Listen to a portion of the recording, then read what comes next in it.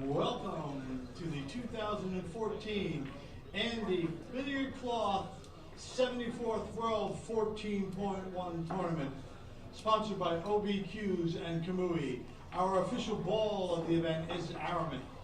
Our other sponsors include Pool and Billiards Magazine, Amsterdam Billiards, RealRealCool.com, NYC Grind, Charles Eames Photography, Gotham City Technologies, George Beckman Sculptures, the National Amateur Pool League, and Dragon Promotions. Our patron sponsors are Stuart Matana, Tom Gleich, and Dr. Gregory Deal. We also have a high run pot going now, if anybody wishes to contribute. And the sponsors for the high run pot are Paul Gauss, Stuart Matana, and Ron Mason. We are also sponsored and hosted here in New York City at Steinway Cafe and Billiards. Right now I'd like to direct your attention to the AZB-TV table and another stellar match in the final 16. First up, sponsored by Q-Tech Qs from the United States.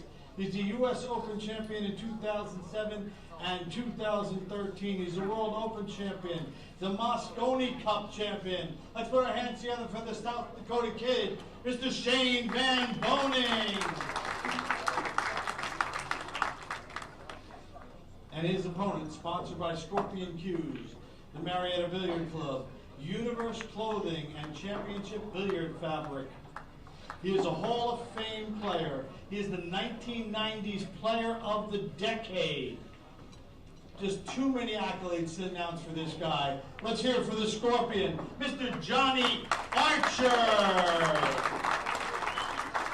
Good luck, gentlemen.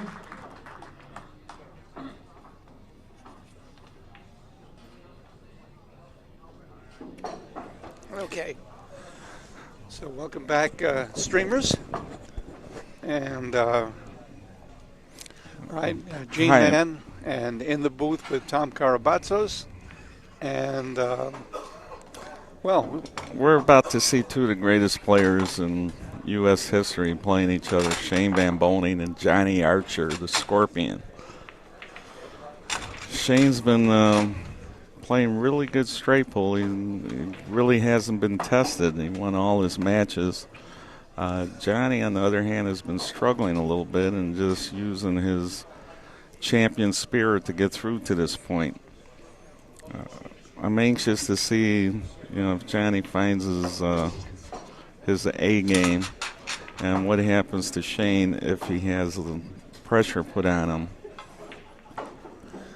Because I was on the TV table, I didn't get to see John had a difficult loss against Starlev, and looked like he was having a hard time in that game. I didn't get to watch it because where we are, but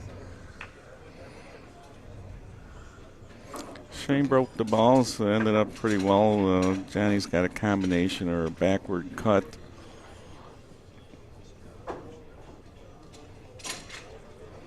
Looks to be the 7-ball. You might want to try to look for some kind of safe. Very difficult to roll out, play safe. Yeah, I'm not sure what he's going to try to do. Right, and particularly because so many balls did come out. It's. I might play off the top of the rack and try to leave the cue ball down on the short rail. Or you just go for the cut shot. I believe he's cutting the 7 in. No, he's trying to play safe off the edge of the ball and hit it a little bit full. But on the other hand, he kind of left Shane the same shot from just out of the kitchen. Shane looks like he can take an angle and shoot the 1 ball, though.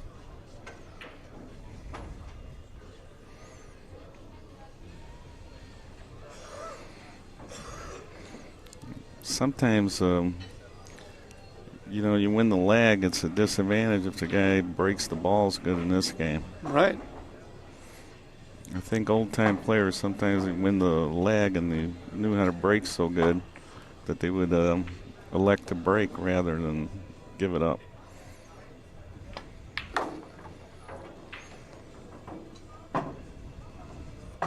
Shot the one, stunned the ball forward a little bit. That's one thing about Shane. He's going to pocket balls.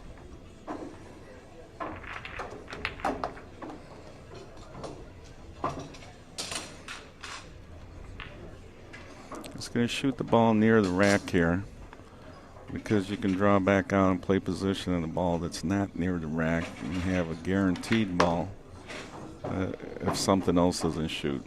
Like most traditional straight pool players would do the ball back there toward the center of the table to guarantee themselves a shot.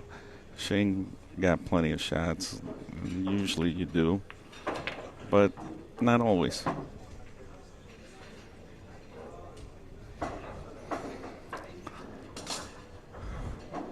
If you look at the rack now, the balls are pretty much well open. There's just a couple balls near the center of the spot, near the spot that are tied up. When I say they're tied up, if you move the balls in front of them, that would open the balls up. So you might want to work your way around and not go into any of the rack here.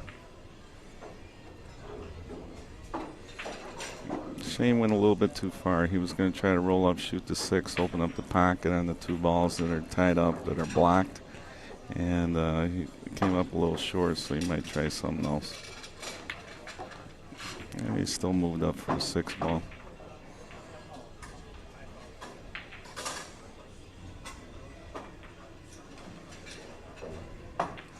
You got that ball near the pocket that you want to be thinking about getting rid of. You want an angle on it so you can come back to the center of the table. You might also play for the side pocket after you get on that ball on the side rail. Shoot those 2 balls in the center by the spot. One of them has to go on the side. Shane went to breaking with no real protection there. He's lucky to have this ball in the side pocket, otherwise he'd be shooting jacked up on the ball on the side rail.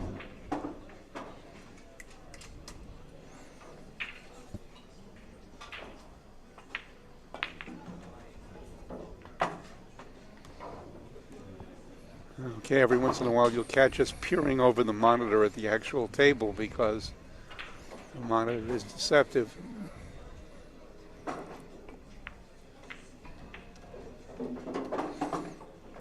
I think Shane's going to shoot the ball near the pocket.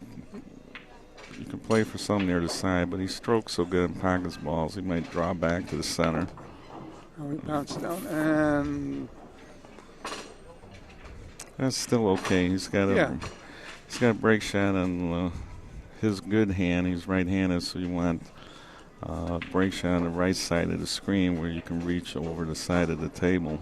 If you're left-handed, you want your break shot on the other side of the table, on the left side of our screen.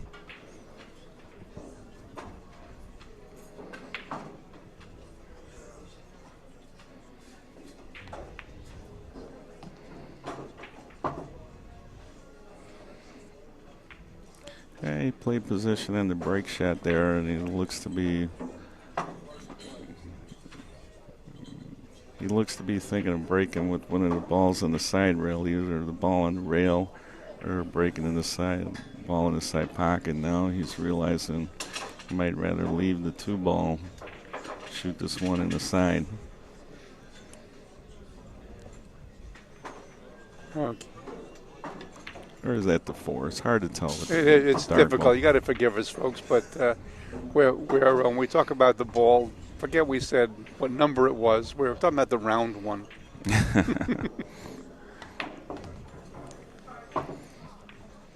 And here's not your traditional key ball, but yeah, he executes his 9 ball so well he can go 1 rail or 2 rails. He tried to go 1 rail and hold it up, but it looked like a little bit. But no, he hit it hard enough to speed. It looked like he was hitting it soft, but these are world-class conditions and new cloth, and it rolls a little further than your table might roll at home.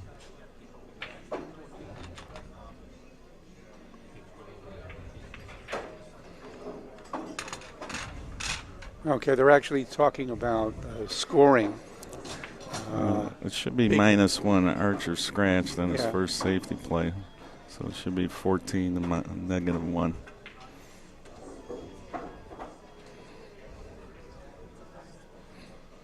And Shane's going to shoot a break shot. He's got a traditional break shot that Moscone might shoot 10 times during a 150-ball run. With a forced follow, go through the rack. I expect Shane to draw the ball back to the other end of the table. No, he hit it with a forced follow. He hit traditional stroke there. Now, no two balls are actually touching, so that was the balls opened up real nice. And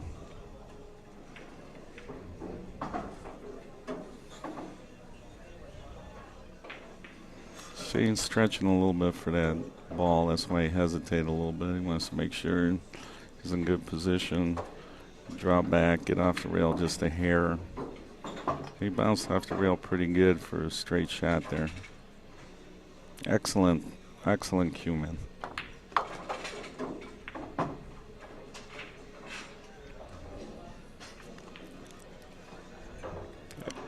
Every player will have his own style playing straight pool. You know, some guys pick them off, some guys go into the balls a little bit more.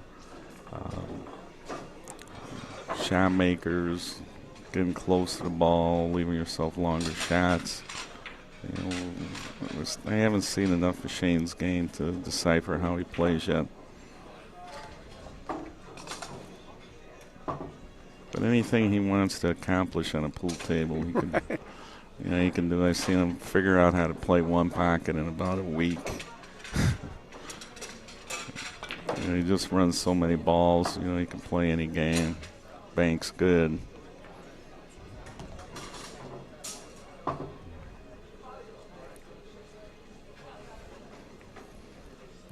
Looks to be like he's seeing the side pockets. A lot of 9-ball players don't use the side pockets that much. You're not falling on that ball. It's a lot easier to fall on a ball in the corner pocket, leave yourself an angle to move around. Or if you play position for the side, it has to be just right.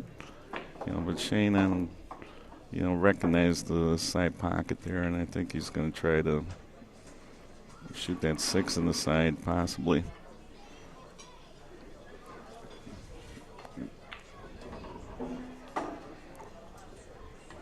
Draw back a little bit, shoot the 6 in the side. You can slide over for the 2 balls to his left, or you can follow up and get on the 5-ball. Or you can stop right there for the ball below. If you move that ball, it opens up the 2 balls that seem to be tied up. That's right. They look tied up, but if you can get a... Okay. Now they're open, and one of them has to go to the pocket, even if they're froze together. Got a little straighter than he wanted to. That's why he slowed down a little bit.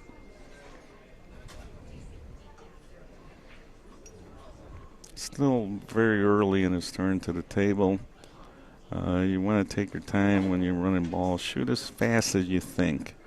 If you think fast, you know what to do. You made up your mind. Go ahead and shoot the shot. If you don't think fast, don't try to push yourself to shoot quick. Make up your mind. Think out the shots. Very important.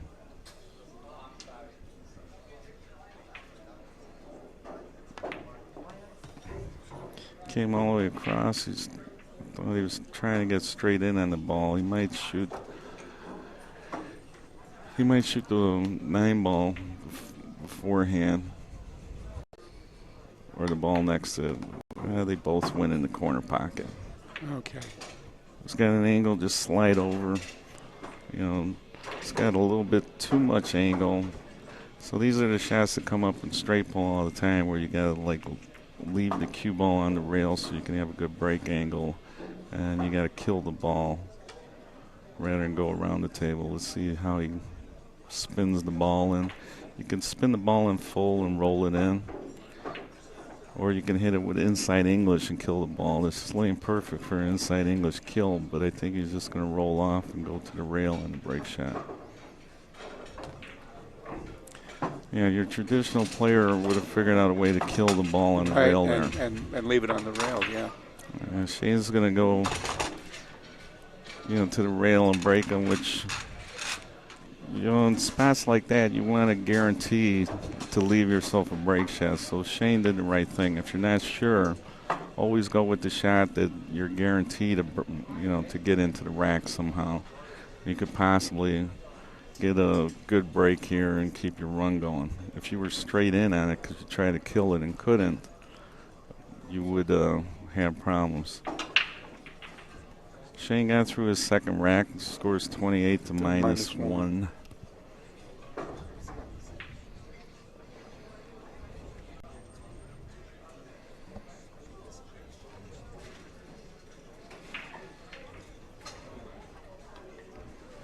You hit this with a little inside English, force follow.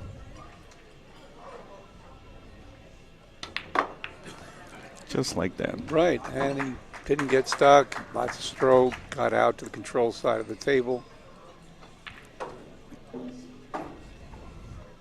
Again, after you break the balls, when you have secondary break shots, you want to think of how many balls are still left tied up. There's about 2 clusters of 3 that are tied up, so when you're going into these 3 balls, you really don't have to break them that hard. You're not going in a full rack anymore. And a lot of guys, every time they go into balls, they hit it like it's the opening break. Just draw lightly into it and you should be good. This doesn't have to turn out well. We can't, again, it looks very much tighter than, I think he's okay. Yeah, he has the ball in the back corner, but what happened was he knocked balls up the table, hitting it that hard. He didn't have to do it. He could have hit it soft and had, more shots probably. Hitting that shot soft and splitting the 2 balls. He missed the first ball by drawing it that hard. He missed the 3 ball and left those 3 balls still tied up. You could have broke up both sections of 3 balls if you would have split them and hit the 3 first. With less effort and less balls up the table. It looks like he's shooting a slight masse. He might be hooked here. Yeah, he was a bit hooked, but, one more jacked up shot. Right.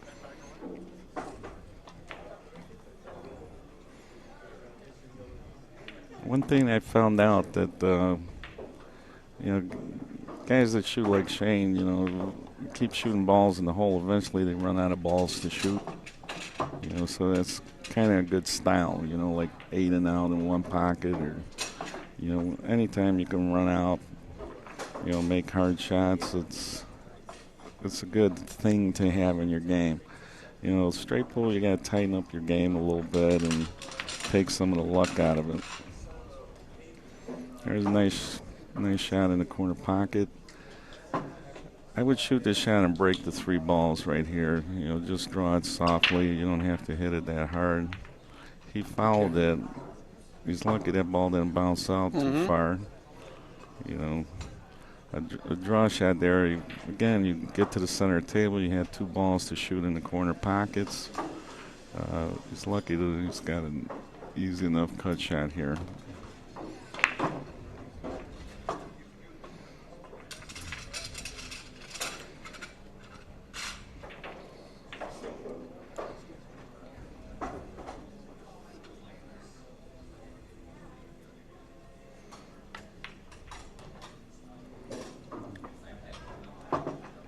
Got straight in the ball, so rather than shoot a combination, you just stun through a little bit, shoot the ball in the corner. I would like to stun through a little more, so you don't have to run into another ball. It looks like he might foul and put the ball in front of the pocket. He does that so well. He's not afraid to bump into the ball and maneuver it because he's good at it. You want to get that straggler up the table. It's real easy from this spot to get to that ball. I went in and went during the rack, you usually don't have to go out of your way to get on a ball like that. There'll be something where you get an angle and you can just fall on it easily. He got straight enough on this rail, but notice he didn't get right on the rail, so he can get a little bit off the rail, Right. which makes it nice.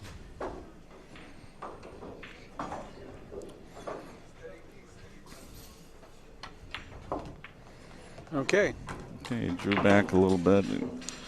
What's nice about this shot, having a bigger angle on this shot, actually allows you to shoot it right-handed because you can reach the ball. You know, if you get too straight, you know, you got to reach over the end of the table.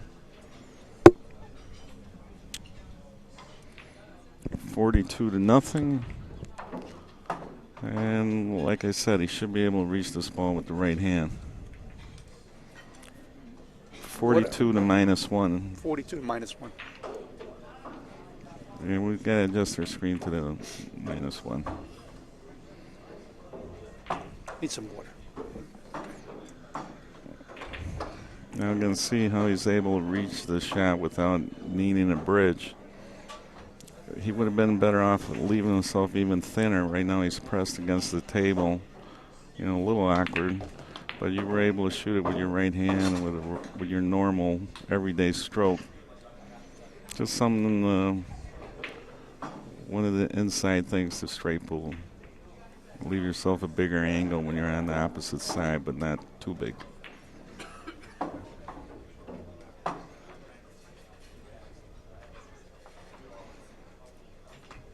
Okay, here you want to shoot a ball and get back to the center of the table, or roll it in and get on the ball below to break them. The ball below to break them would have been bad because he wouldn't have had a protection, what we call a safety valve in straight pool. So coming to the center of the table was a good idea. Looks like he has two balls he can go into them. Got to hit this hard because there's no safety valve. Again, you want him to open up.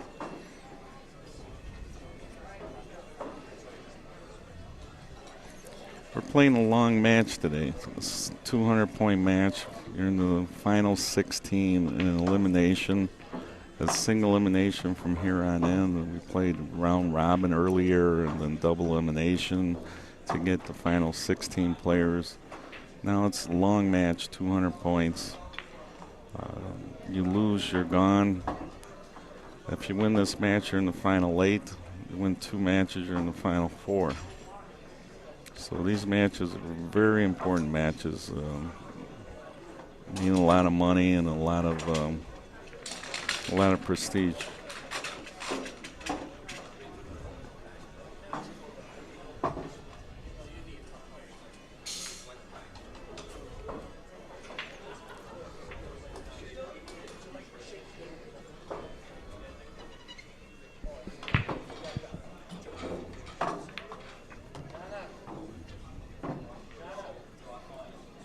So Shane's back center of the table, just knocking out a few balls.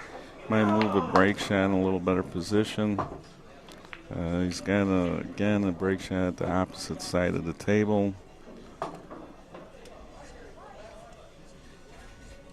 Some of our other matches, you got Mika Eminem versus Earl Strickland. It's 42-26 with Mika at the table, and it could be 28.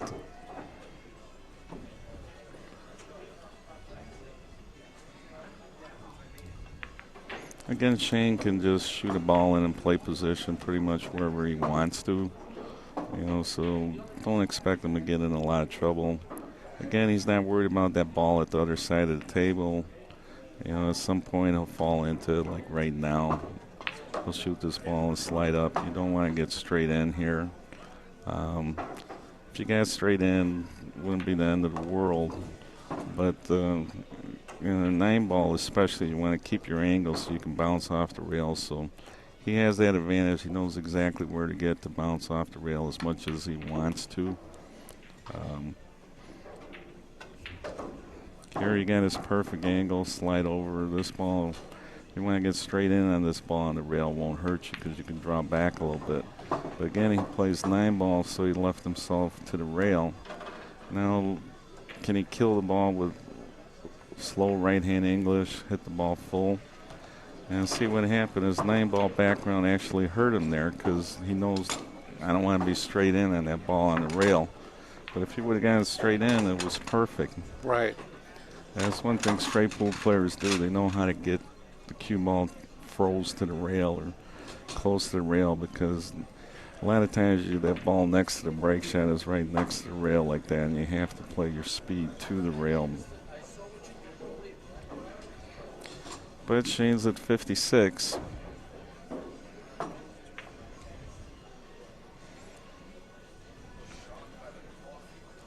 Looks like he's got a little bit of angle. You can bounce into this rack with a stun stroke, but you want to bounce, go forward, or you want to bounce and draw back. You don't want to stay in the rack. So you got to make up your mind. Am I going to bounce it, follow, or bounce it, draw? Bounce and follow is easier. Even if you have a draw, if you hit the bottom of the ball, you're just going to stick to the rack. So if you're bouncing with a draw, you got to make sure you hit the top of the ball that you're going into.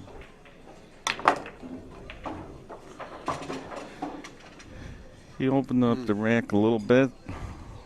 He's got a long shot, but there's a ball near the side of the rack that's open that goes into the pocket, just barely. You have to get the right angle, and you got to shoot in a couple balls and get back on top of the rack.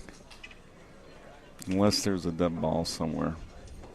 He's looking at a possible carom off the rack, but again, I don't like to shoot that right away. You shoot the long shot and get back on top of him, where you can always play safe. Tough shot. If you get to see a tournament with the professional players, notice how fundamentals might change when they're shooting off the rail. Like Shane is on the rail here, and I know he strokes the ball a certain way, a certain speed.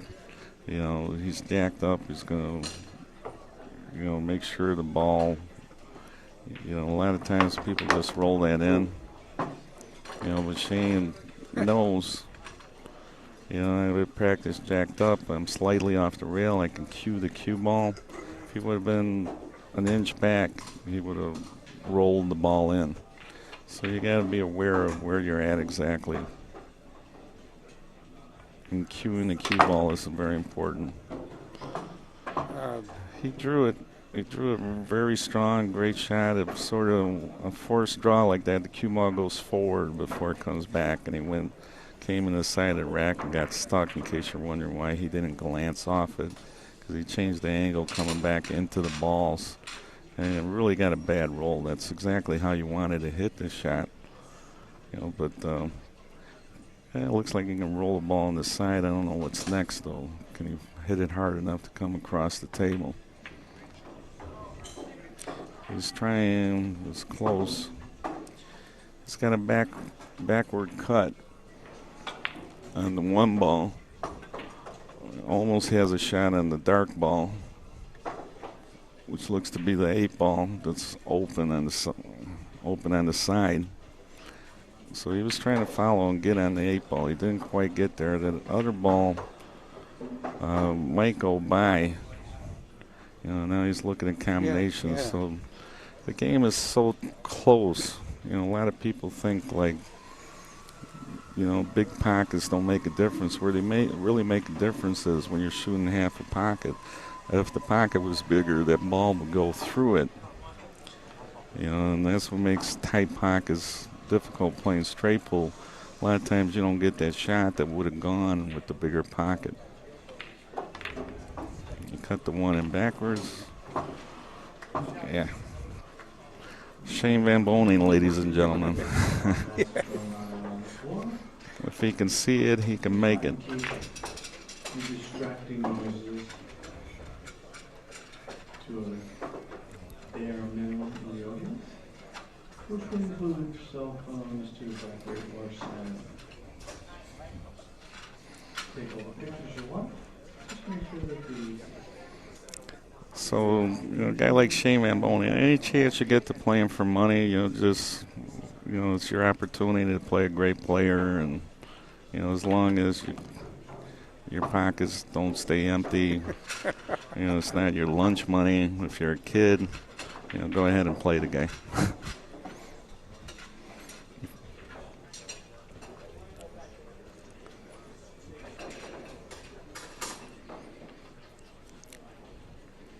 Yeah, I've always played the better players when they came around my pool room, but I play them, what I could afford, cheap sets, 50 cents, $1. Something cheap that you feel comfortable. But you get their better game if you put a little bit on it than a pool lesson all the time. Sometimes you got to check your game under fire. And there's two ways to get better. You can take lessons from the great players, or you can play against the best players and, figure it out. So we'd call it tuition, wouldn't we? Yeah. I think it's probably tax deductible or something like that. Not. Actually, there's a lot of people that are great instructors that you can learn from. You should listen to just about anybody that plays pool, because you can learn something from anybody. If there's a guy in the pool room that you say, man, this guy can't beat me, but he keeps beating me, he's usually doing something. A tough spin shot here, jacked up with the bridge. Spun it in nice. He's might be able to shoot this ball in the corner. He's got a break shot on either side of the table, so he can shoot the ball on the side. He's got a couple balls he might shoot in the side there. He went straight to the corner because you're not jacked up, but you're right on top of the ball.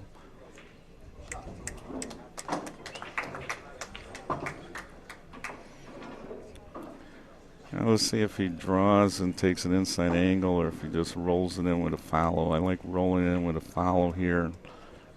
Forget the pinpoint position. Just roll up, give yourself the best chance to make the ball in a tight pocket. A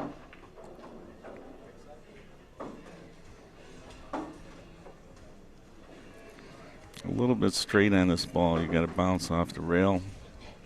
There you see Earl, the Pearl Strickland beat Thorsten Holman last night in a remarkable match where Thorsten actually never missed the ball and lost the match. He scratched 3 times when he was breaking the ball, so just fluky.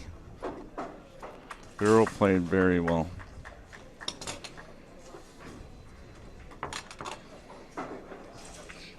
Shane's on a break shot. He's looking pretty good here. We got Mika and Earl in a very close match. It's 43-38 at the start of this rack. And when you say 43-38, it really doesn't matter who's winning. 5 balls is nothing with players like this.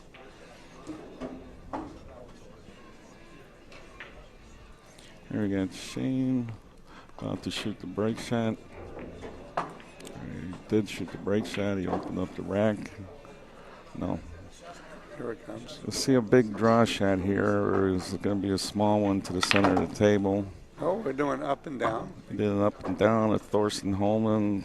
You might have to give him some money on that. I think he has the patent on that. Right, although the pocket sucked up one of Holman's yesterday, you remember, Nicole. Oh, it was brutal. Well, so I was listening to Dr. K yesterday, and he was talking about the 5-rack barrier that players, really great players get totally zoned when they've got past 5 racks. But Shane hasn't looked tentative the entire game. Yeah, he's playing every day.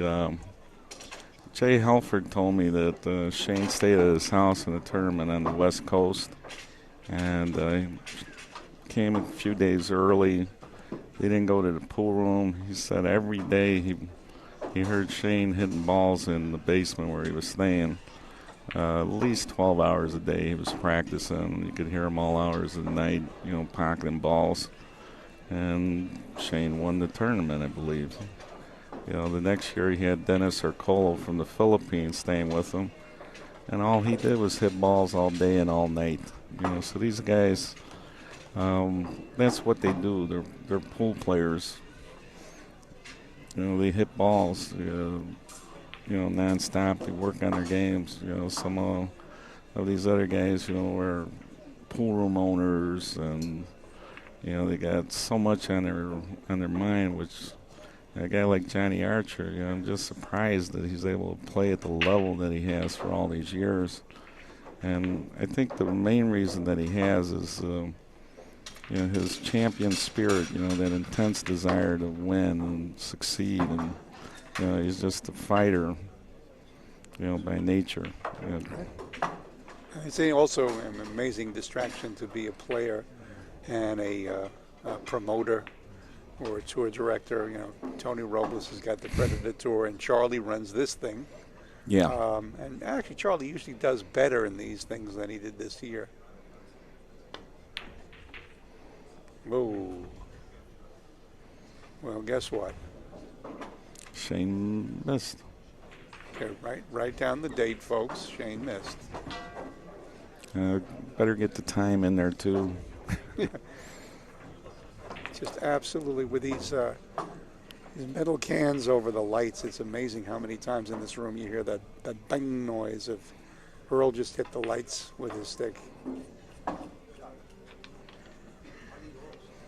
Yeah, this is Johnny's first real opportunity, and when you get up there, you got to take your time. You're shooting slightly jacked up off the rail. Got to roll it in. You just got to let this ball go slide across the balls into the other balls. You're hoping he catches an angle that he can start getting comfortable with. But you take your time. The guy just ran a lot of balls. You can't let him back to the table immediately. He'll just pick up right where he left off. So you got to slow it down. Do some kind of run on him, or play a safety.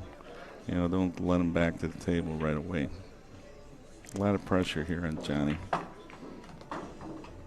Hold up. That didn't have to work out well. He's there, but he's on the surface of the table, but he didn't want to be there. Yeah, he got 2 kisses and came down. When you're in this position, a lot of times you got to shoot the thinner cut, so you don't end up, without a shot, just rolling this ball in. But if you can roll it in, get on the ball in the corner, you got to think that. I might shoot the 6 ball.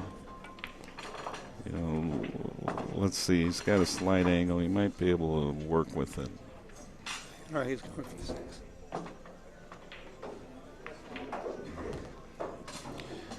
Yep. You're going to the center of the table. You got 3 balls on the side. Hopefully one of these goes in the corner. Didn't figure to get behind the ball and snooker himself on 2 balls that are near the pocket here.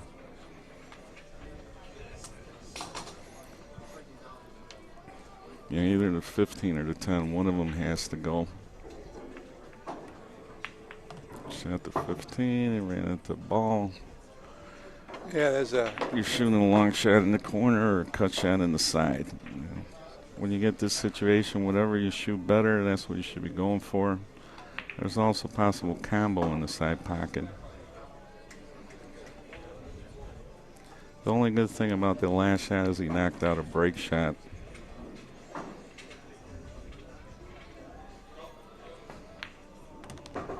Nice shot. Yeah, that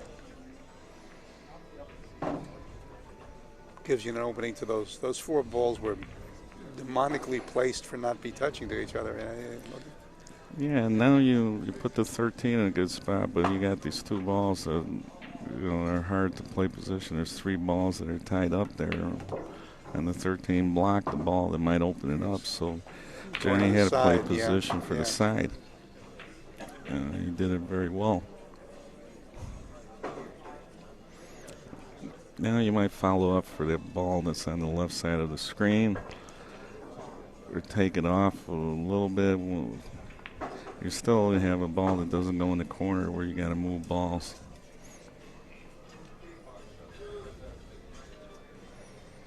I'm thinking you shoot the 2. It looks like you might be able to bump the 2 balls that are together. And might be able to swipe them a little bit. I might just go ahead and shoot the 13 here and do something else.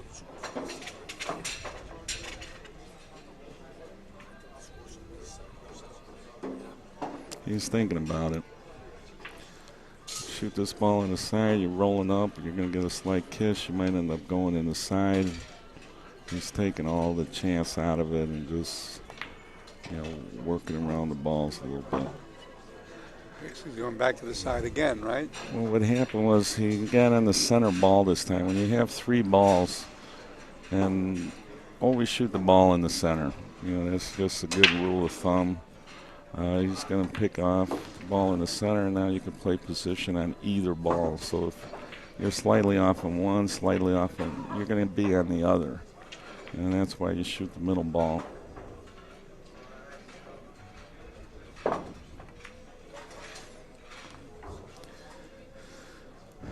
I don't know here. You can shoot either ball. You can shoot the 11 and break the 2 in the side, go 2 rails behind the rack. You could shoot the 2, slide over, and get a little angle on the 11 ball.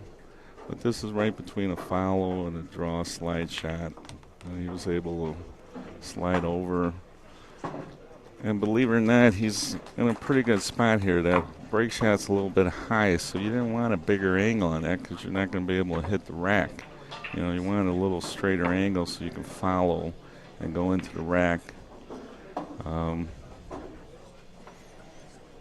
going to check the score right here. It looks like after the -1 that Johnny made 10 this rack.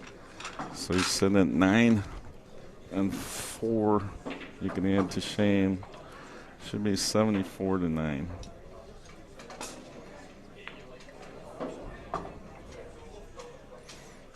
I don't know why Shane didn't put up his balls.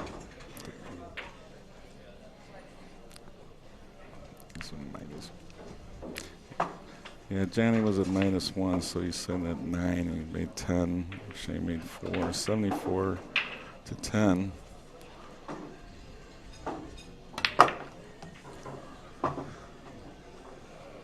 -1 is 74-9.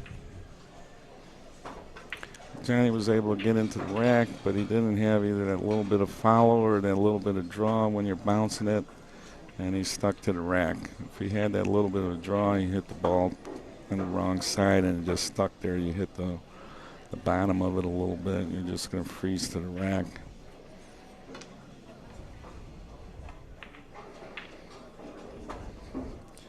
Johnny's thinking of like thinning the rack and just leaving the cue ball on the end rail with no shot.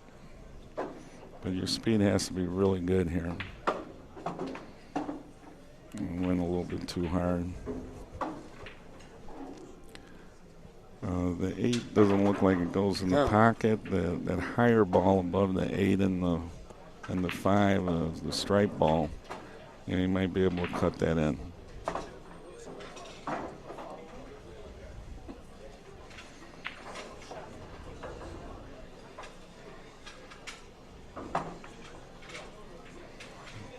What? Yeah, Shane's waiting to shoot there. Johnny might have fouled there.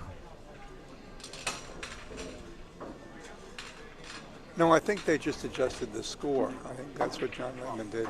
Oh, you put the 4. Yeah. I mean, you had the count right. They didn't. Okay.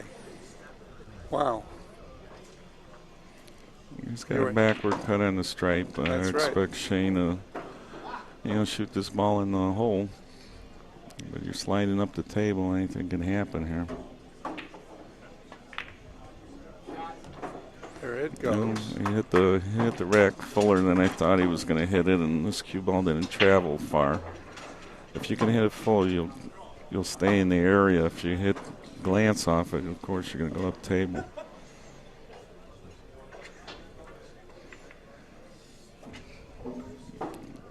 Do a little breakout. Again, there's only 3 balls tied up. He really didn't have to hit it that hard. He tied up 2 balls in the side rail. And you might think you got a bad roll there, but you were supposed to hit that softer. And you didn't have to break a full rack there. I think he's shooting the combo here.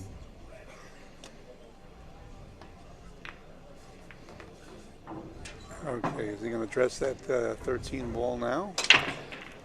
I think you do. I mean, when else are you going to get that perfect on it? You know, you're going to miss it now or miss it later. You know, the only way you don't shoot it is if you plan on kicking it off the rail. You know, shoot a ball in, going into it and knocking it off the rail. You're never going to get better position on it, you know, to shoot it in the corner. So I normally would shoot the shot now.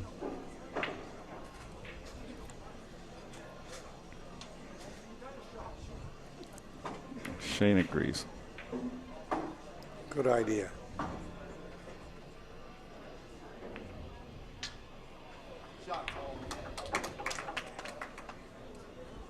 And he drew it all the way down for the two balls that are lower, or you could shoot the one ball. He's going to roll the one ball in. He'll have a ball on the side, or possibly able to shoot the ball in the corner. He got above him there.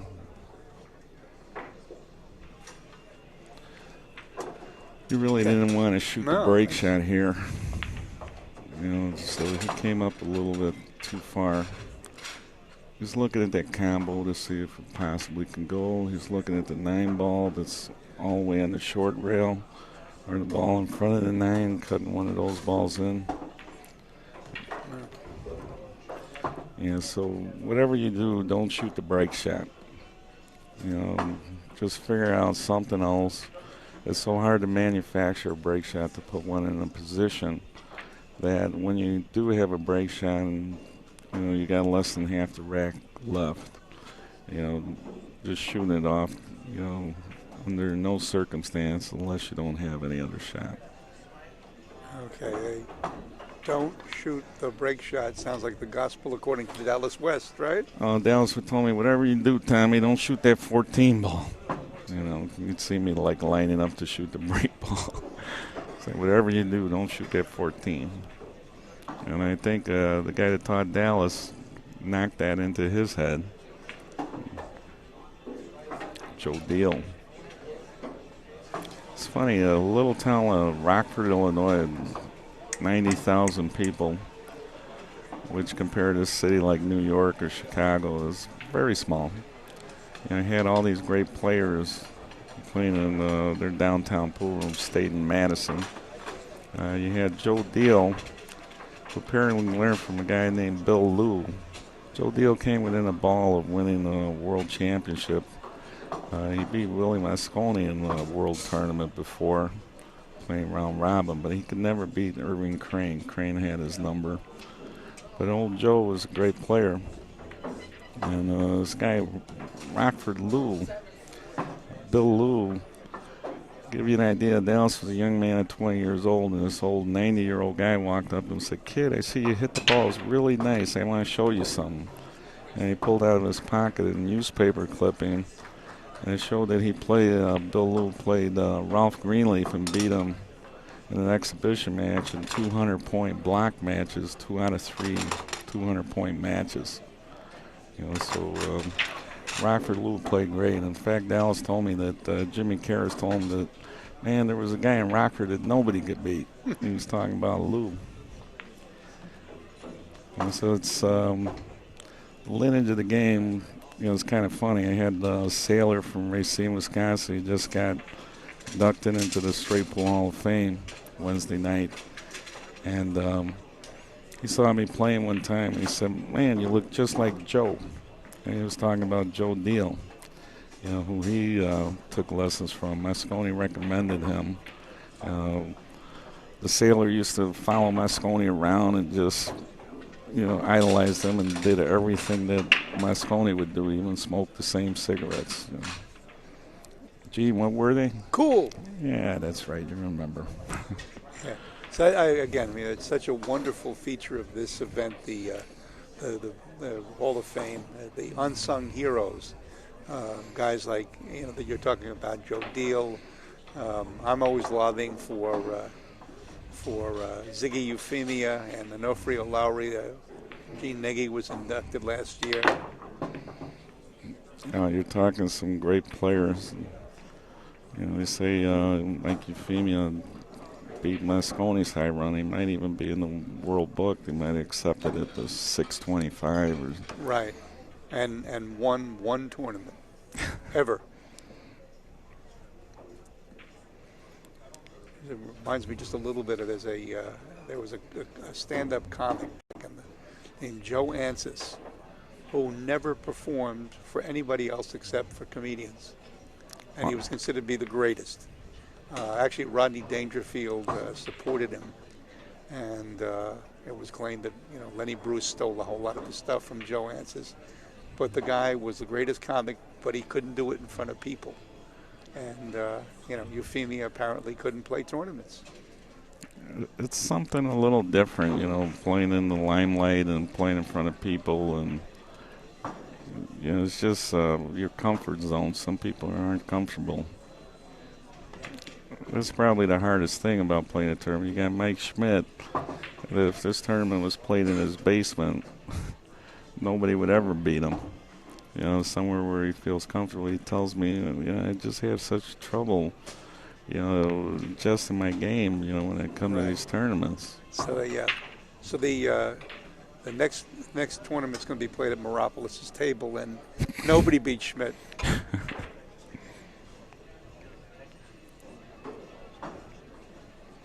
Well, that was, another. And he's really so knowledgeable. The way he breaks the balls and his knowledge and not getting tied up, and he knows so much about straight pool. John Schmidt, I just watch him whenever I can, and it just amazes me, how he downgrades himself and he doesn't think he can play, and and it's really not true. He just doesn't realize it because he's not watching himself. He gets out of line a little bit and he gets upset. He goes, I would never get out of line on that shot at home. But things are a little different. The table's a little different. You're a little nervous. You hit the pocket a little bad. That's all it takes to hit the pocket a little shaky, and you get out of line. Meanwhile, Shane got back to the table, and it looks to be like he's going to take up right where he left off.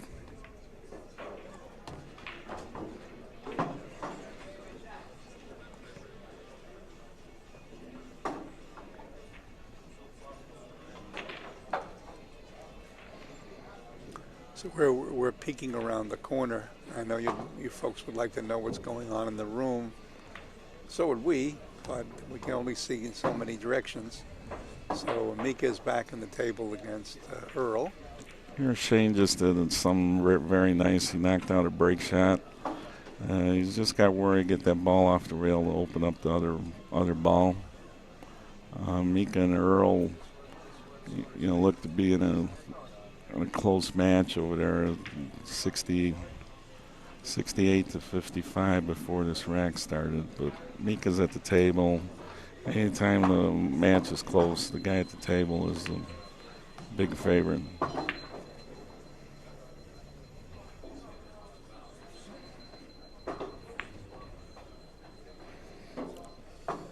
I think Shane wants to shoot this ball off the rail, go with inside English, 3 rails to the center of the table. When you hit these balls that are on the rail, it's very important to hit the ball first. If you hit the rail first, you're heading toward the opposite corner pocket. If you hit the ball first, you'll come to the short rail and take a long angle coming around.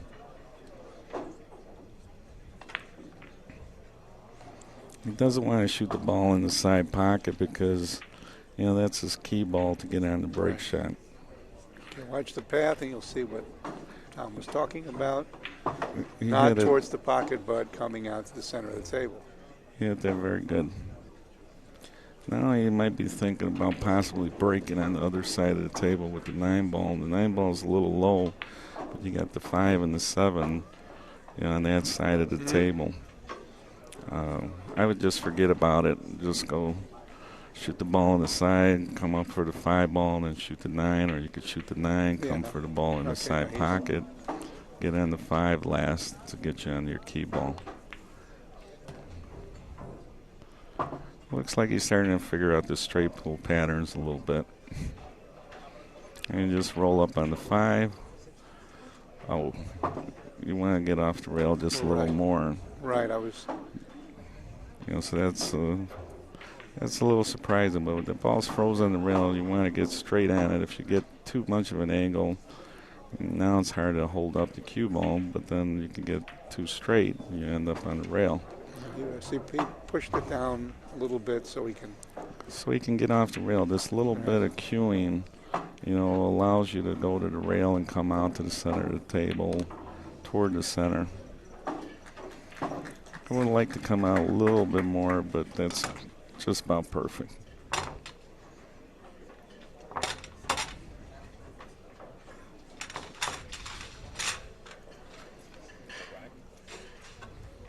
Scores 87 for Shane, 10 for Johnny Archer.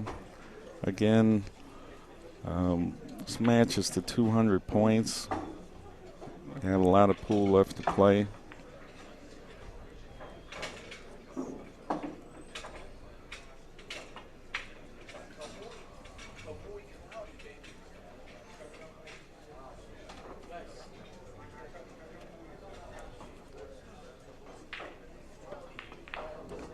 Okay, you get this ball in, you can draw back to the end rail again, or you can force follow and sort of use a hesitation type stroke. It looks like he's drawing back. He's drawing.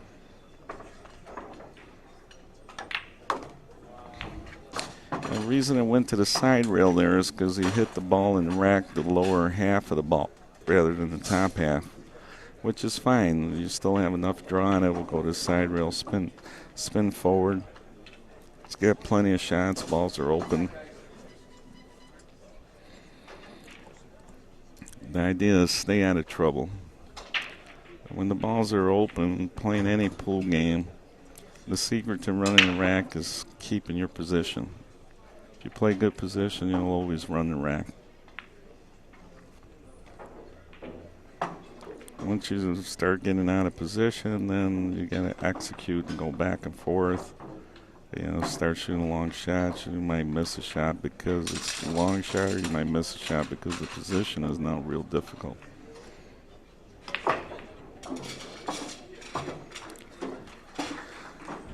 Again, going into the rack here, you're really not running into anything here. So if you're running into it hard, it makes no sense. He did the right thing. You just roll into the ball. You moved out a couple balls, and you didn't knock him to the other side of the table.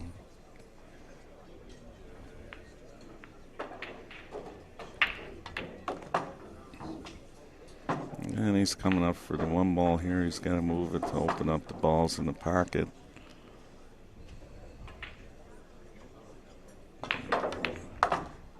That was the 9 ball, actually, but it's yellow part of it.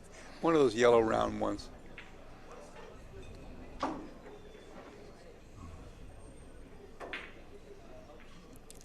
Again, if we call the wrong number, it's a little bit hard to see on the monitor the exact ball.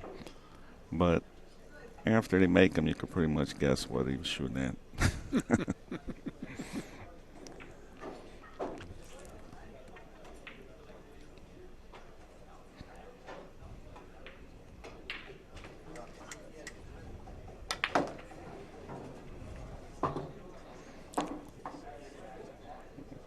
Yeah, a lot of times if you can, rather than go to the rail, you just draw it out of there.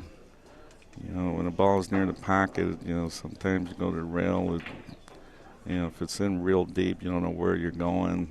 You might hit the inside face into the pocket, so it's always good to just draw out of there. Don't touch the rail.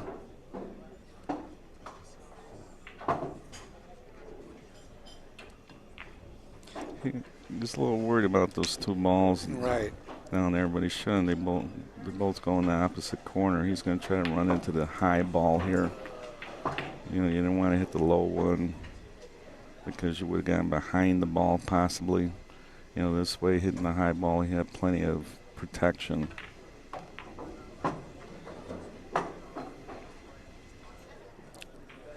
Yes, ladies and gentlemen, these guys play good enough to hit the ball right where they want to with the cue ball. He's bouncing off the rail. He played 2 rail shapes. that extra rail that you go to slows down your cue ball and helps you keep your angle that he wanted on the 2 ball. If you go one rail, you end up on the side rail frozen, and it's no good. Again, Shane played a nice pattern. It looks to be a stop shot. He would have liked to have a little angle on the shot so he can get closer to the ball.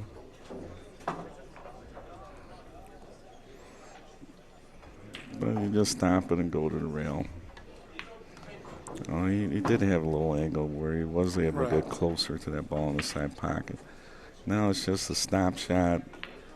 It's got a little angle too, so when you draw, you come over a couple inches, which is perfect.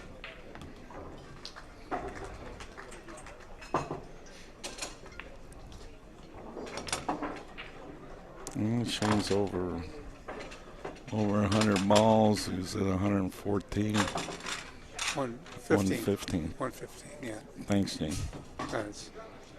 I was counting on my toes and I figured it out. Yeah, if you count your toes, divide by 6, usually works.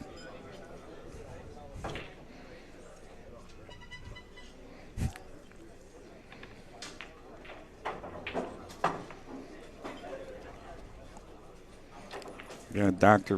Michael Fedak in the audience. He sponsors this tournament along with some of our other sponsors. And you can tell by just looking at his face, how much he loves the game. And his buddy Tony Robles is playing another table. I think Tony needs 2. Unless the doctor was given the peace sign because he's from that era. Okay, this looks like he's got to take, the 1 ball uptown, because I'm not sure that he's offered anything else. No, it doesn't seem like anything goes in the side pocket. He's thinking about possible safe. But now's a shot where you got to shoot a long shot in the corner pocket. And a lot of people think straight pool is all short shots, easy position. But many times after the break shot, you get in a spot where you got to shoot a long shot in the corner pocket, or you're back on the end rail shooting the other way. And you have to make these balls. You got to be a shot maker to be a good straight pool player. Okay, we can't see around the corner, but we did see Dr. Fedak smacking himself in the head, so I think Tony has not closed out this game yet. Ouch.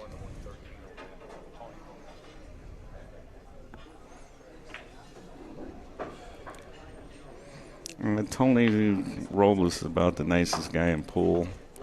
He runs the Predator Tour, and he's been a great player for many years. Just 181 to 113 in favor of Tony Robles. Just to give you a quick update on that. All right, guys, you got it.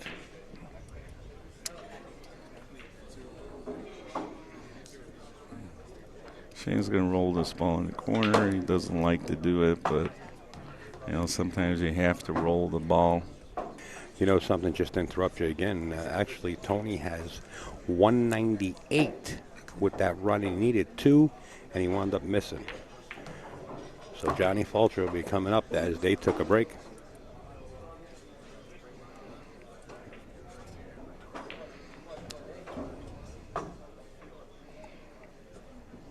Johnny Fulcher came all the way from Ireland from this tournament. Looks like he's playing with a hybrid snooker cue. But he's in the final 16 playing real well. I know Tony ran 120-something balls to start that match. And the Irishman was not phased at all. He came right back, put himself in a fight. Okay, we don't want to cause an international incident here. He's a Scot. Oh, I'm sorry. And I see it. And by the way, it looks like a. And I shouldn't have mentioned that he's in a fight. PC, I'm sorry. I would like to apologize to all involved that I have offended. Yeah, he has he has an ash cue that with a brass joint that is on it's heavier and bigger than a snooker cue, but yes, the same style. And this Stalov made his 226 yesterday with a Russian full splice butterfly, and I brought one in to show people. That was absolutely amazing. He was at -2, this Evgeny Stalov, and he ran 152 and out. And the crowd urged him to keep going, and he ended up running 225 balls before he missed the break shot. I think he just got tired of showing off.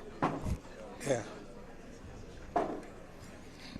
I don't think Shane ever gets tired of showing off. He'll just clobber you from now to eternity.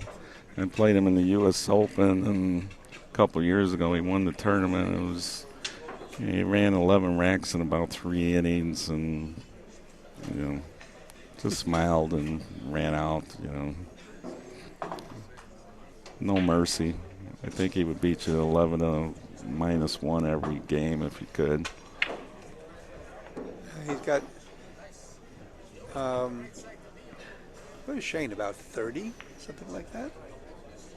I would say so, Yeah. Late 20s. And, he's so dominant at this age,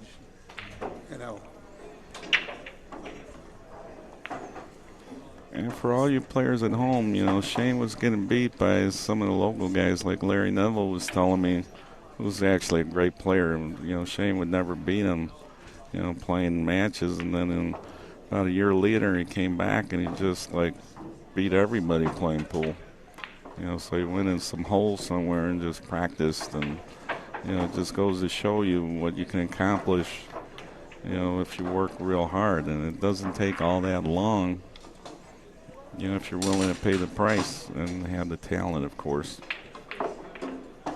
I always talked about pool. I gave Tony Robles a couple pointers, but it's like giving the lyrics to a song to somebody. Doesn't mean they're going to sing good. He's got a 5-octave stroke. So any point you give a pointer, you give a player like that, it's going to be worth a lot more. And Shane, right now, he's getting to the point where he's just stopping the ball and getting on a break shot. When you see good players falling on the break shot where they're just stopping the cue ball and the tee ball, or going forward just slightly or back just slightly, that means you're going to see a high run. Because once you get on the break shot in a position where you can just pocket the ball with good speed, you get to break the balls open and keep your run going. It's much easier than getting those funny angles on the break shot.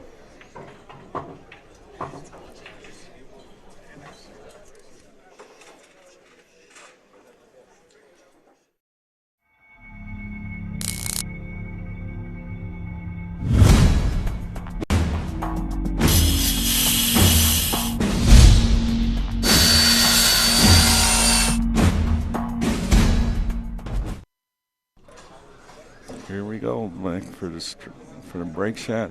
Shane's a little bit high on this ball, so you got to hit the top of the rack.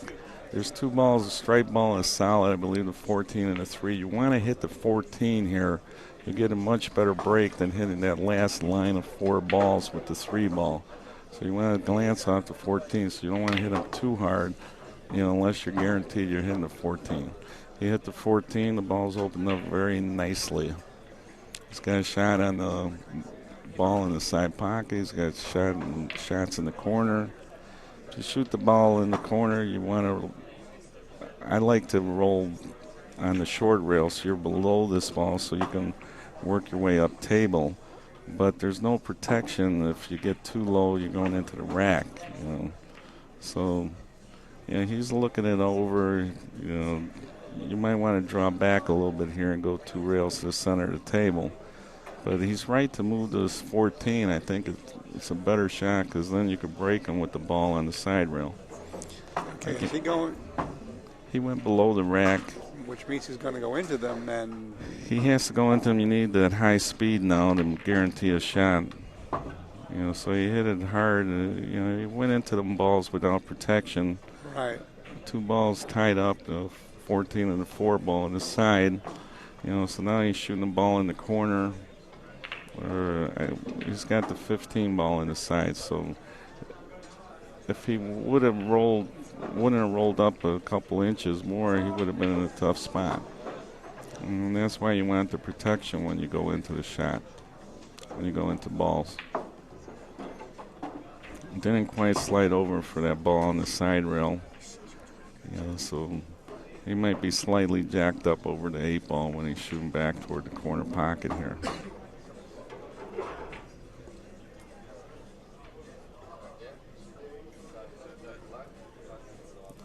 He's fortunate he's able to cue the ball. He's not jacked up in the 12.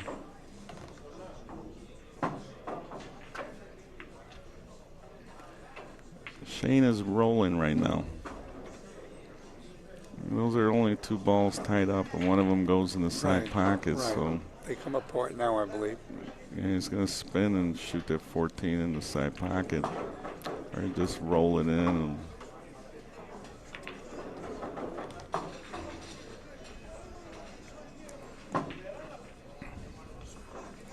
again, whatever you do, don't shoot the 11 ball, Shane.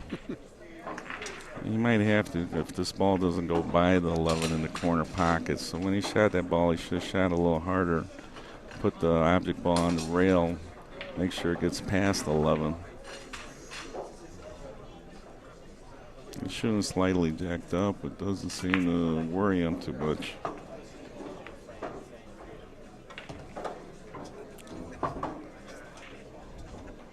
Again, here he's in a little funny spot. He might have to shoot the break shot. Or you're cutting in the 9-ball, and you can see the 7-ball. It's hard to tell on our screen, but he's got room to shoot the 7, roll it in, play on these 2 balls that go in the corner pocket. Again, you'd rather not run into that ball. You'd rather draw all the way back to the rail and out. Well, believe it or not, Tony Robles has 198, and Johnny was running out. Ran out to his break ball, which was a funny break ball, go all the way up the table, the opposite side of the table, and come down and smash the pack. He made his break ball and scratched. Tony's coming to the table with a full rack on board. Going to have to play it safe.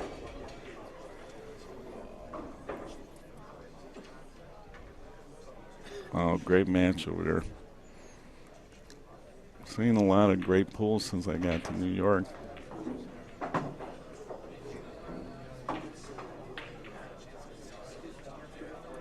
Did you catch that game between Earl Strickland and Thorsten Holman last night? Yeah, I actually did the commentary with Gene. Oh, okay. I must have been sleeping, but I'll tell you what, I couldn't sleep, honestly. That was, I think, personally, I think it was too many mistakes in that match, but it wound up getting like 125, 125, 139. They were 11 balls away, both of them, and they couldn't get there, and Earl wound up coming out alive. Yeah, it was one of the greatest matches I've ever seen. Uh-oh. Shane came a little bit down. He wanted to come straight across. He was using English, but he might have overcut the ball slightly and rolled down in a bad spot. I think Johnny got up to rack. He's so programmed and he didn't realize there were 2 balls left on the table. He walked over and grabbed the triangle. And then he looked up and he saw there were still 2 balls left on the table. Oops. Yeah, I guarantee you Johnny wasn't trying to shark him. He's such a gentleman player. Johnny, no, not at all. But, with Shane, you got to do something. Either, grab his cue with his backstroking if you want to slow him down. Trip him. Tie his shoelaces together. The usual stuff. Okay, well, this is not a standard pattern here at all. He's trying to cut the ball in backwards here. Backwards cut and going all around. And hold the cue ball with a little inside English. Well, there's part 1. Look at this, folks. Could we? And Upstate Al is recording all this, so you can practice that at home. All right? That was just a simple, backwards cut, go 3 rails, stop the ball perfectly. We can all do that, can't we? And then the alarm clock rings. Yeah, if you get a chance, make sure you download that Thorsten Holman Earl Strickland match. Just some great pool in there. You see some excellent commentary. No, we're on radio. They can't see us, Tom. Okay. But if you'd like 8x10 glossies of Tom Caravazzos from the Midwest, we have them. What's kind of funny is every time I talk to Frank Saylor, he's got that deadpan joking, and he says, I'll call him on the phone. He say, "Hey, Tommy, you're looking good." And I go, "Yeah, I look good over the telephone, you know." Okay, so if you were a mortal, you'd say, well, a little rough here, but he's gonna another back cut, right? Or he's Yeah, he's back cutting the ball, going into the soft speed, you know, sliding off the side of the rack, just like he knew what he was doing. I think Shane's been figuring the straight pull out, you know, because he's playing awfully good. I know he played last year, had 100 and out in the preliminary matches, and you know, he didn't win the tournament, and you know, he's decided that, you know, I want to play this game and, you know, make a mark playing straight pull because, you know, I think there's certain people that have such a respect for straight pull that they don't really look at you the same way if you've never won a major straight pull. And I believe last year that he his 100 and out was on his very first match, as I recall. Yeah, of course. Oh, how do you play this game? Bang. Yeah, I talked to Nick Varner from Kentucky. We're good friends, and you know, Nicky told me when he started playing in college, you know, straight pull was the game of choice. And won 2 collegiate titles from Purdue University, where he went to school. Nicky told me he wouldn't have been a pool player if straight pull wasn't the game of choice. He just liked the game. Shane, you know, you could say that was a little reckless, but you know, that's kind of unlucky. You know, at the speed he hit that ball to. You know, again, that high speed, he knocked all these balls up table. You know, you got to go back and get him. He ended up staying below the rack. I don't know if something goes in the side pocket here. He's definitely got a shot in the corner. Then he might just stop the ball here and shoot another ball. But, you know, with these tight pockets that we're playing on, you notice how he just followed the ball up and, you know, had good speed on the ball. Even if he touched the rail slightly, it's still going to go in. You know, it's called pocket speed. You know, Earl Strickland is famous for, you know, good pocket speed. You know, shots like the one Shane's about to shoot. You know, they just, you know, speed's very important when you're near the rail like that. Not too soft, not too hard. You know, you have what we call a shooter's touch is one way to call it, and it's simply that they're using the right speed going. It seemed like Earl would hit the rail all the time and the ball would still go in. I'd hit the rail and it would just hang up there, and, you know, like a millimeter in front of the corner pocket, and it wouldn't go in.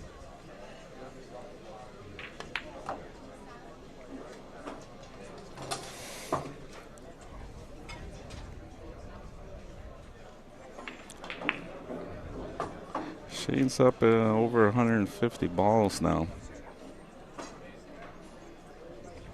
Playing very solid. I think Shane's going to be very tough to beat. Johnny might not even get another turn at the table the way Shane's attacking these balls.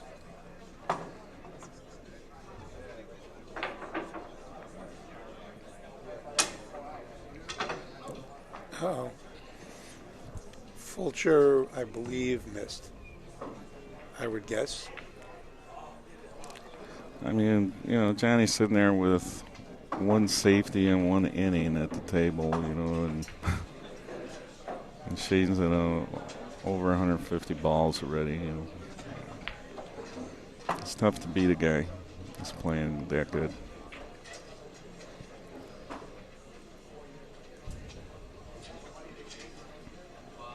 Okay, so help me with these balls. He's gonna. What he's looking at is this ball in the corner. He's worried about shooting that ball in the corner. You can get on the key ball to the break shot. You know, you have to go to the rail. It might be a little funny. You know, so he decided that this other ball, you know, he can control the cue ball better to get where he wants to go.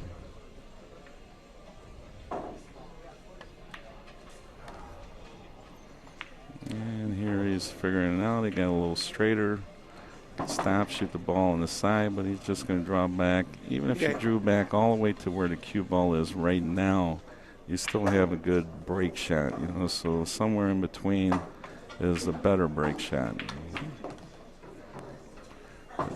There, you know, his stroke, he didn't come straight off the ball. It kind of went through a little bit and slid over to the side. Some of it is where you hit the pocket exactly. Some of it is whether or not you check your stroke, you know, instead of like, you know, you would have been better off doing a deep draw going back where he was than this shot.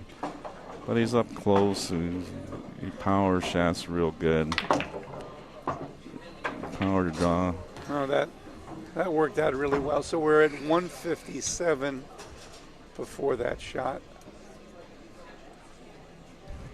And he turned around. Notice how he followed. He almost kissed that other ball. A lot of times on that shot, you kiss that ball and scratch in the corner pocket. Yeah, so, you know, that's why guys like Mosconi never ran 1,000 balls, because of unexplainable rolls that happen in this game.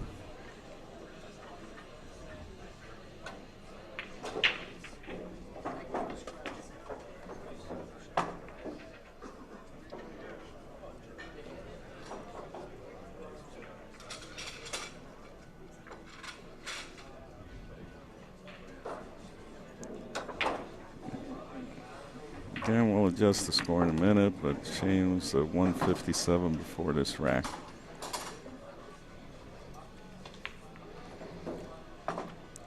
Here he might have to shoot a combination. He's looking around the table. You know, he is going to shoot this combination. They're not quite touching. And you got to be careful.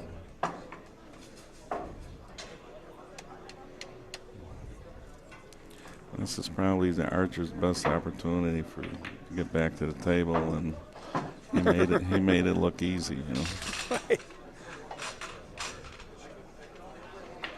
His best opportunity in the last 70 balls or so, and straight down the heart of the pocket, no problem.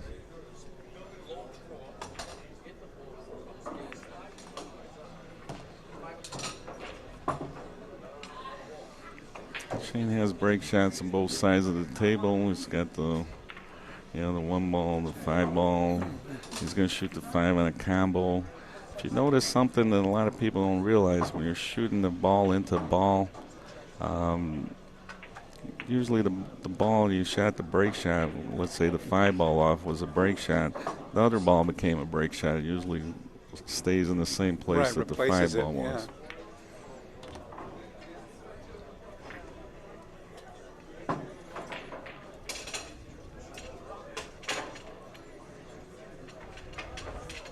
Shane's actually in a real good spot here. I don't know why he's scratching his head. Just, you know, play position for the balls on the side. He would have liked to be a little better angle, but you can shoot this ball and then shoot the ball next to it in the side pocket. And he was even able to draw back for the corner. Again, shooting jacked up was no problem.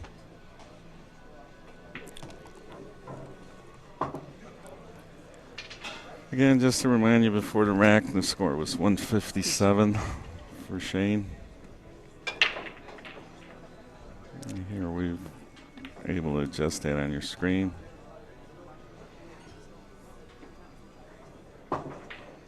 So if you're a good straight pool player, for some reason, guys like Mike Siegel can add real good by 14. Keep adding 14 like he would know it's 171 right away. Guys, just to bring you up to date, the next live stream match coming up is going to be what they've been calling him Afghani Staliv. We've been calling him Eugene Staliv for years. The Russian, he's going to be playing the winner of Tony Robles and Johnny Fulcher match. So keep that in mind. We're going to have 2 guest commentators, Bill Moropoulos and John Schmidt, sit in for that one. Okay, so the California duo. Shane's at 171 balls now. To 10 for Johnny Archer. Shane has a little bit of angle on this break shot. You're going to hit the rack pretty full. You can go ahead and force follow this ball. You're hitting the top of the rack. So at this type of angle, I don't think you want to draw the ball because you might draw into the side. Pretty sure, Shane's just going to hit a follow with good speed on it. Yep. And here's Mike Siegel's nightmare. He says, I hate shooting that break shot with follow, and you follow down to the short rail and have no shot sometimes. No, I think Shane's got to spin. He's got to spin that around. Yeah. But you're talking fractions there. It could have been really bad.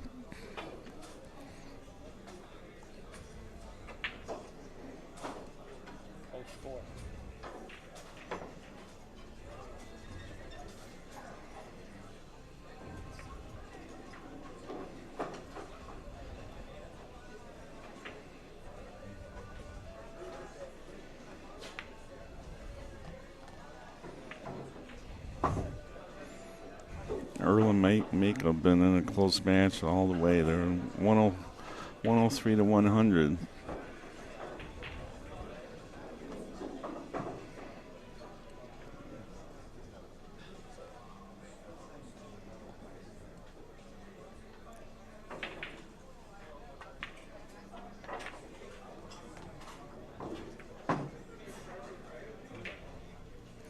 Shane's putting that exhibition. He's such a good player that even in a 200-point match, straight pool not being his A game, he's a force to be reckoned with. And if this is not his A game, can you imagine what his? But he has so many A games actually, right? Yeah, he's got an A plus, A minus, A plus plus. They're all A's.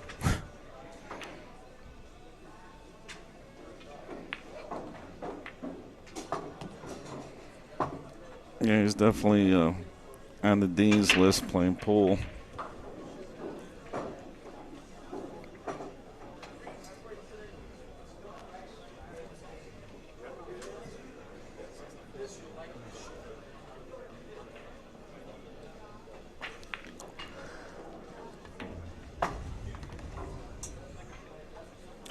All the tools. You can roll the ball in the side pocket.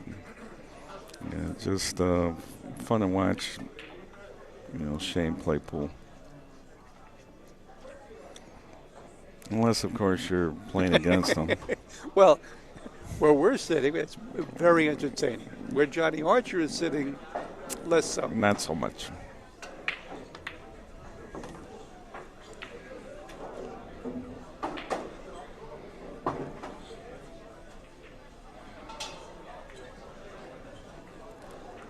Which is one of the peculiar features of pool. Imagine if it was boxing and you had to spend a round sitting in your chair while your opponent punches you in the face. Yeah, that's the beauty of the game and the killer of the game. I've been saying forever that 9-ball, 10-ball, 8-ball should be altered at the break. You should see both players compete.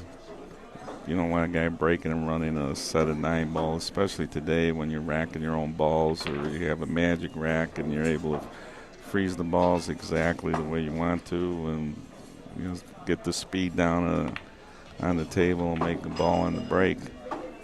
But straight pool's always going to be, have that one flaw to it that you might not see both players play. Okay, I'm not sure that he was happy with that position, but we're not biting our nails because Shane missed a ball this rack, in this match, but we must have been hallucinating when that happened. Yeah, it's like a mirage or something. Right. Maybe we need some water.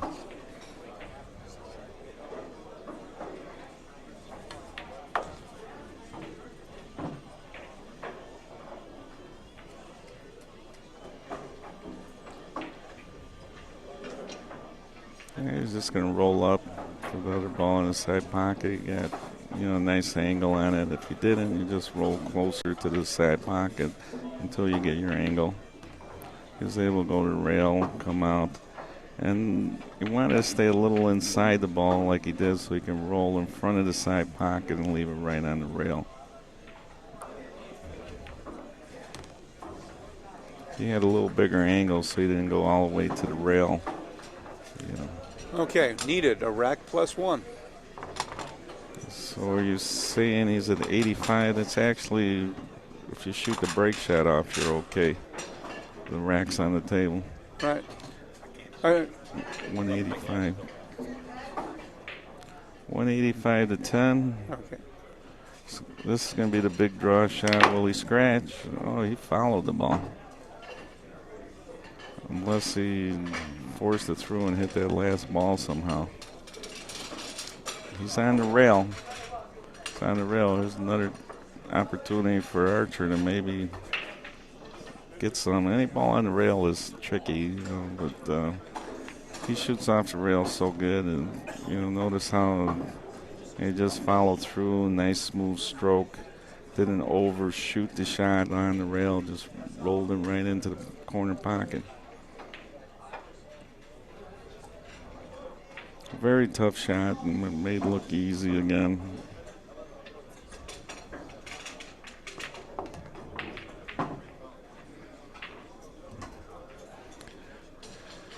Came up a little short, but it's a cut that you got to let the cue ball go slightly.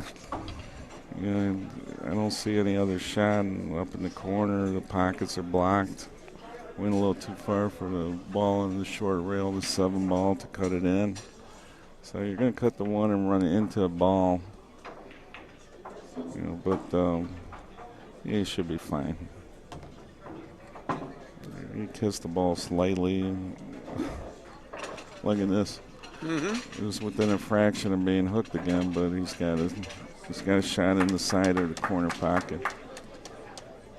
And actually would have had the ball back in the opposite corner there. Again, he was forced to run into a ball.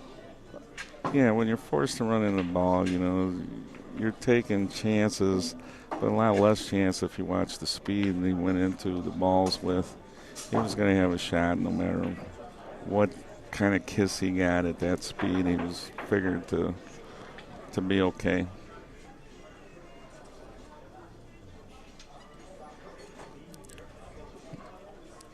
Again, I'm not sure Shane plays enough that he realize he doesn't have to get on a break shot here. He just got to get straight in on the last ball.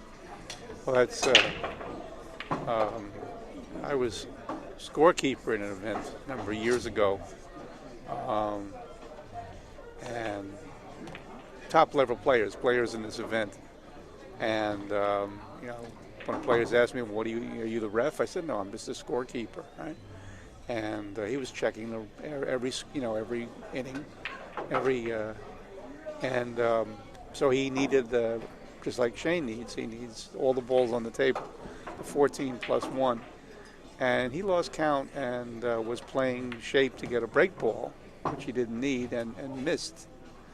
And the other player ran him out, and at first the player was upset with me. Why didn't I tell him? And I said, "No, I'm the scorekeeper. I'm not a ref. I don't, I can't be calling out the game." But meanwhile, we're just mesmerized here. We're in a trance. This guy's probably running 130 balls an out, fixing to run. Right. We're concerned about, is he going to cinch this? No, it's just, every time we look up at the screen, there's more green on the table. It's about a 2-inning match, and here's Shane leaving a break shot out there, trying to get on a break shot because he doesn't know better, but maybe he wants to keep going and break Evgeny's record.